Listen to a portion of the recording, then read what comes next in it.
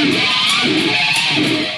it's DC here with dclayborn.com from Genesis Athletic Performance down here in Houston. Today we're one of the things we really try to hammer in here is posterior chain. Kind of going to show you guys how we do and teach glute ham raises and how some of the progressions and regressions we do in here in cues to make sure that guys are really using the hamstrings and posterior chain to get it and not cheating the movement.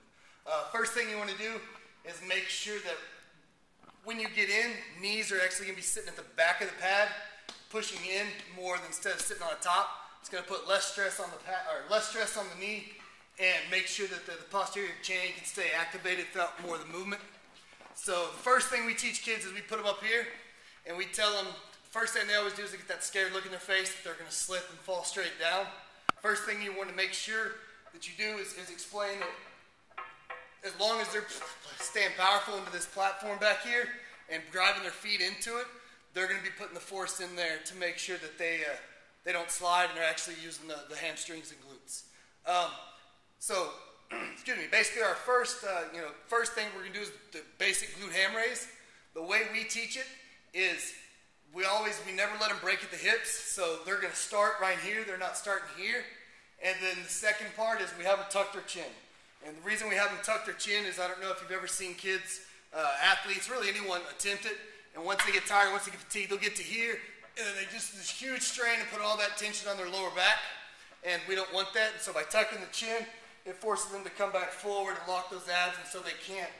It's really hard for me to arch that back with the chin tucked. So we just coach them the whole time, tuck your chin. So we're going to attempt this without me tearing both hamstrings off. So not very warm. We're going to go basically lower ourselves down parallel, just using our legs, pause, and come back up as explosively as we can without breaking at the hips. So I'll show you what a good one should look like, and then we'll go through a couple different bad variations. So first one, going down, get here, chin stays tucked, come right back up, don't break at the hips. So what we like to see a lot of, unfortunately, is when kids come in, they just don't have that posterior strength, so they'll come out. They'll tuck that chin, they'll get here, and then those hips will break, and they'll kind of fling themselves up. And again, that tension stays in the back, and we don't want that. And so one of the ways we'll stop that when we have trials come in, or kids it's the first time on there, is we'll have them come out and stop here just so they can feel that tension. Coach will come and put their hand on the chest, make sure that they come here, hold them, and then pull just right here. And then we basically strap them up to the glute ham raise because they all cramp up and we don't let them get out. Second thing you'll see, kind of like I talked about, is they'll go down and they'll look good, and they'll come up and they'll force this, and they'll get here, and then it's this, and they'll fling themselves up. And again, it hits that lower back, and we don't want that. So for the other guys that can't bang out a couple of really good ones, we'll regress it. Our regression in here is basically what we call a razor curl, is the first step down. Razor curl is still going to teach them how to fire those hamstrings and glutes. Just going to take a little bit of the load off. So we're going to have them come in chest parallel to the floor. Basically, it's a total Z. What we don't want is this starting with the hips all the way back. So they're going to come out totally straight, like that end of a glute ham raise, and pull themselves back in, staying parallel to the ground. So a lot of them, they'll go out, and they'll come like half up, and then it's that lower back again. So that's kind of that first step down from the glute ham raise. If they can't get that, then we'll go basically what are just called bows, where it's just teaching them just what their hamstrings are. So we'll teach them they're here, they're up tall, always start in this position. They go down without letting their hips go back. So it's not here, but they go down without letting their hips go back, touch their chest to the front of the pad, and pull themselves up by driving their hips forward.